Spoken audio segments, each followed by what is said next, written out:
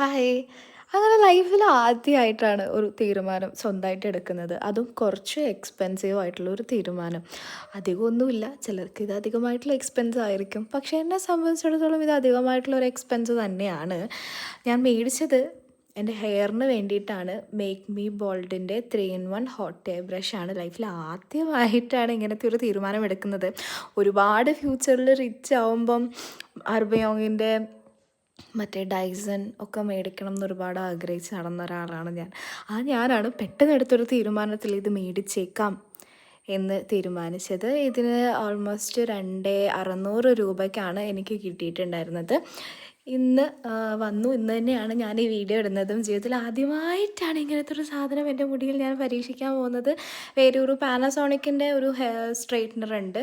പക്ഷേ അതൊന്നും യൂസ് ചെയ്യുമ്പോൾ അത്ര ലോങ് ലാസ്റ്റിംഗ് ആയിട്ട് എനിക്ക് ഫീൽ ചെയ്തിട്ടില്ല എൻ്റെ ഹെയറിൽ.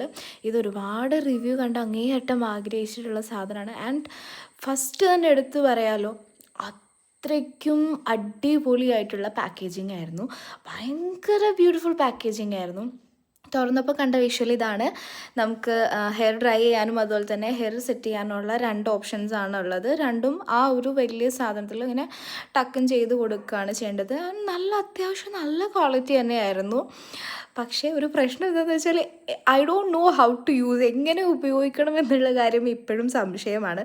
കിട്ടിയ ഒരു ഭ്രാന്തിൽ ഞാനൊരു കുറച്ച് ദിവസം മുന്നേ തന്നെ എൻ്റെ ഒരു ഹെയർ സെറ്റിംഗ് സ്പ്രേയും ഹെയർ ഹീറ്റ് പ്രൊട്ടക്ഷൻ സ്പ്രേയും ഒക്കെ മേടിച്ച് വെച്ചിട്ടുണ്ടായിരുന്നു.